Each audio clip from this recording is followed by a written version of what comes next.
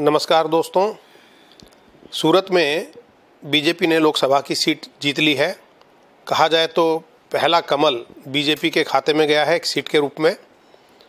और ख़ास बात यह है कि यहाँ पर कांग्रेस के जो प्रत्याशी थे उनका पर्चा खारिज हो गया। उसके बाद जो दूसरे प्रत्याशी थे उन्होंने अपना नाम वापस ले लिया। लेकिन तमाम आरोप बीजेपी पर लग रहे हैं और ये कहा जा रहा है विपक्ष की तरफ से कि ये लोकतंत्र की हत्या है। हमारे साथ हैं डॉक्टर नंदकिशोर गर्ग, जो विचारक हैं, बीजेपी समर्थक हैं, हमारे पैनलिस्ट हैं। डॉक्टर साहब, आपकी क्या प्रतिक्रिया है सूरत की सीट जो मिली है बीजेपी को उस पर? मैं तो तरस आता है इनकी बुद्धि पर।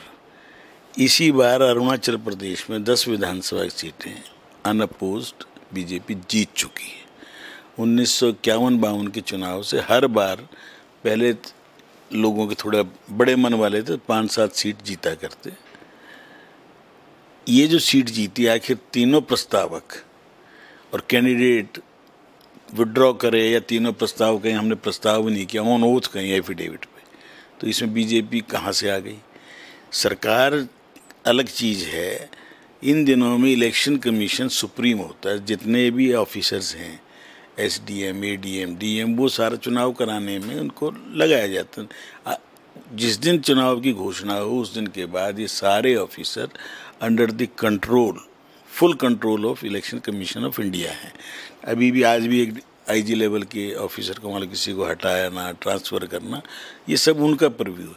अब जिस 3 लोगों ने कहा कि हमने तो प्रस्ताव किया ही नहीं इसका, तो बीजेपी उनको जाके घरों से कह ज़बरदस्ती उठा के लाई है क्या?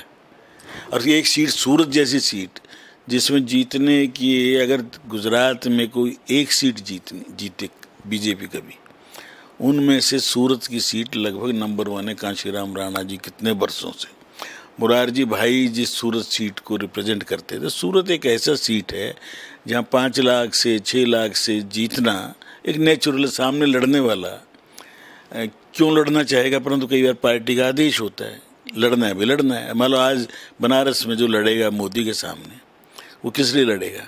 चलो भाई, नाम आता रहेगा रोज़ कम से महीने 1.5 महीने, और थोड़ा बहुत मैं भी नेता बन जाऊंगा। जो लड़ रहा है अजय, वो बीजेपी का एमएलए रहा है। लेकिन ये जो आपने चुनाव आयोग की बात की, ये भी आरोप लग रहा है कि चुनाव आयोग की विश्वसनीयता जो है उसको कटघरे में विपक्ष की तरफ से खड़ा किया जा रहा है। नहीं, विपक्ष का तो मैं वही तो कह रहा हूँ, इस जो विपक्ष, ये सारा सिस्टम मोदी ने, बीजेपी ने तो नहीं बनाया। इलेक्शन कमीशन पहला कब बना? सेन साहब 1951 में नियुक्त, 50 में। तो इसीलिए 26 जनवरी को जब देश गणतंत्र हुआ तो पहले दिन इलेक्शन कमीशन बनाया। पहले 1 मैन था, ये तो सेशन जी ने इसको थोड़ा दमदार बनाया, फिर 3 मेंबर हो गया। अभी एक ने इस्तीफा दे दिया, एक खाली थी, तो भरने के लिए सबको पता है कि जरूरी तीनों होना है। भरने के बाद भी विपक्ष ने क्या कहा? सुप्रीम कोर्ट ने भी कह दिया जल्दबाजी दिखाई। यार तुमने कहा 3 दिन में करो, और 3 दिन में पूरा करने के लिए उसको जल्दबाजी बताना। ये आज क्या है कि मीडिया का परसेप्शन इस ढंग से बनाने की कोशिश कर रहे हैं। इसका मतलब अपनी हार को स्वीकार गरिमा से कर लें, सीटें बढ़ाने की सोचें। मैं अगर हूँ आज विपक्ष नेता, राहुल का एडवाइज़र, तो मैं कहूँगा विपक्ष को मजबूत बनाओ। लोकतंत्र की रक्षा के लिए मजबूत विपक्ष होना जरूरी है। 2 पहिए की गाड़ी है, दोनों पहिए लगभग सम हों तो अच्छी से सरकारें भी अच्छी चलेंगी। ढह कर रहे, ये सरकार बनाने के लिए, प्रधानमंत्री बनने के लिए तो 20 आदमी तैयार हैं। वो 20 किसी एक पे सहमत आज भी नहीं होने को तैयार। चुनाव का एक दौर हो गया, दूसरा आज चुनाव प्रचार थमेगा। कोई तैयार है कि ममता तैयार है कि दूसरे को मानने के लिए, या राहुल तैयार है ममता के लिए? नहीं। इस स्थिति में नरेंद्र मोदी को इससे अनुकूल वातावरण कब मिलेगा? फिर उसके पास एक लाभार्थी वर्ग नहीं, वो सारी बातें ठीक है, लेकिन सवाल इसमें एक ये भी है कि जो 7 दूसरे कैंडिडेट थे अलग अलग पार्टियों के और निर्दलीय, उन लोगों ने अपने नाम वापस ले लिए, और ये भी कहा जा रहा है कि वो दबाव में थे। किसके दबाव में थे? जो बीजेपी के कोई जो प्रत्याशी होंगे या दूसरे, आज या कल कहें वो कोर्ट में जाएं, इलेक्शन कमीशन पे जाएं जी हमारे को दबाव डाला। अगर मेरे जैसा आदमी जिसने 10 चुनाव स्वयं लड़े हों, हमें पता है कि विड्रॉ भराए भी जाते हैं डम्मी कैंडिडेट, कि चलो अपने इसके सहारे एक व्यक्ति मेरा अंदर और ज़्यादा बैठ जाए गिनती में। ये सारा खेल चलते हैं। राजनीति, चुनाव लड़ना लड़ाना एक आज की डेट में खेल है। शतरंज के मोहरों की तरह। अगर खड़े किए 2 कांग्रेस के खड़े हुए हों डम्मी टाइप, 2 बीजेपी ने भी किए होंगे ना। जब सामने वाला ही मेन आदमी ही भाग गया तो बाकी क्या करेंगे? क्यों? वो बीजेपी का है जो बीजेपी विचारधारा का है जो कांग्रेस का कैंडिडेट? आज की तारीख में गुजरात में आधे से ज़्यादा एक्स बीजेपी वाले हैं। मैं आधे से ज़्यादा कह रहा हूँ। और हमारे यहाँ 1/3 कांग्रेसी हैं जो बीजेपी के अंदर चुनाव लड़ रहे हैं, 1/3 कम से कम। आज की तारीख में मैं यही कहा करता 20 साल पहले, एक दिन वो आएगा जब विचारधारा नाम की, धर्मनिरपेक्ष के नाम पर, किसी हिंदुत्व के नाम पर या कम्युनिज्म के नाम पर वोट मांगने वाले नहीं बचेंगे। आज नहीं बचे। आज सीपीएम और कांग्रेस, सीताराम येचुरी राजा हाथ खड़े करते हैं राहुल के सामने, हर परसों भी झारखंड गए थे और आमने सामने चुनाव लड़ रहे हैं। क्योंकि केरल में सीपीएम की सरकार है तो सामने कांग्रेस लड़ेगी, स्वाभाविक सा है। ममता के सामने सारे लड़ रहे हैं और वैसे हाथ भी खड़े कर रहे हैं।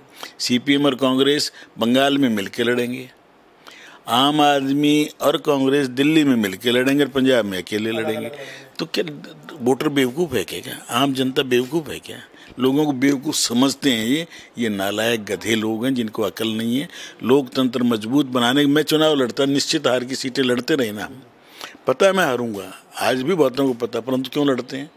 कि कुछ नाम हो जाएगा, कुछ अगली बार के लिए वोट बैंक बनेगा और मैं लड़ता झगड़ता रहूंगा तो शायद रास्ता बनेगा अगली बार के लिए। आखिरी कोई अच्छी पार्टी टिकट दे देगी। आखिरी सवाल ये कहा जा रहा है, जैसे आपने बताया कि सूरत में जो पूरा ये प्रकरण हुआ है, हो सकता है कानूनी तौर पे बिल्कुल सही हो, लेकिन नैतिक तौर पे बीजेपी को या पॉलिटिकली बीजेपी को इसका नुकसान हो सकता है। कितना सही है? नहीं, कहाँ से नैतिकता की दिक्कत आई इसमें?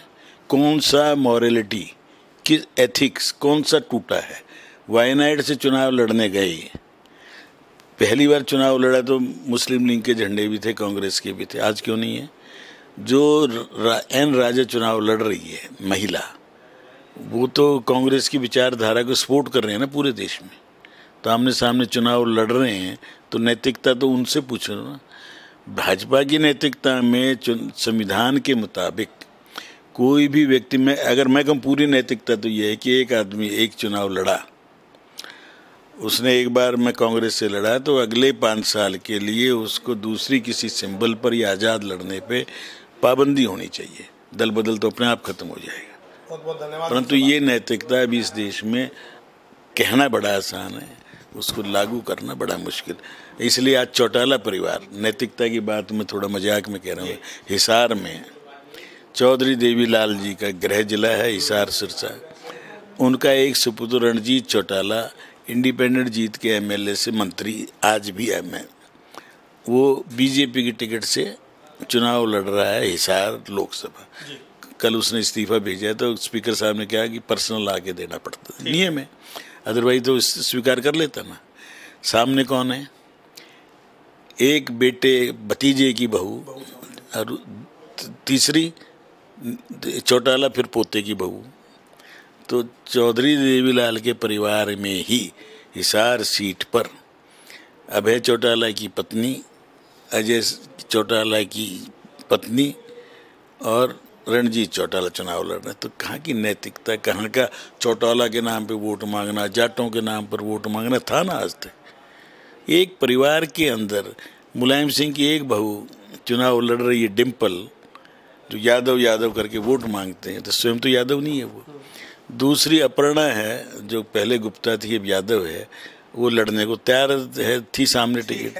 तो ये नैतिकता, परिवार, ये सब स्वार्थ का जमाना है। बाप बेटा नहीं, पत्नी चुनाव लड़ रही है इसमें मध्य प्रदेश में, तो पति के फिर और पति नहीं, और पति क्या कह रहा है, मेरे घर में रह के चुनाव मत लड़ तू, यह मैं दूसरी जगह रहूंगा इतने दिन। इसलिए सब नाटकबाजी है, राजनीति में फ्रॉड कर रहे हैं।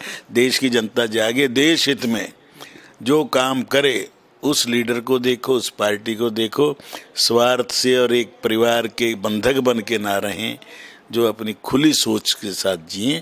विपक्ष भी मजबूत हो, विपक्ष में भी कर्मयोगी जो हों, अच्छे लोग, वो जीतें।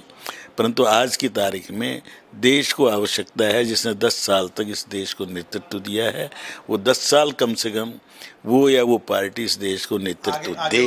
ये मेरी मन की इच्छा है, जबकि स्वयं की ना अब हम चुनाव लड़ने वालों में ना लड़ाने वालों में, हम वेल विशर हैं और वो रहेंगे। बिल्कुल ठीक है डॉक्टर साहब। तो नमो इम्पैक्ट में आज इतना ही, क्योंकि मैं इस पर अब टिप्पणी नहीं करूँगा। हमारे जो दर्शक हैं खुद समझदार हैं। डॉक्टर नंद किशोर गर्ग ने सारी बातें खुलकर स्पष्ट रूप से बता दी हैं। नमस्कार।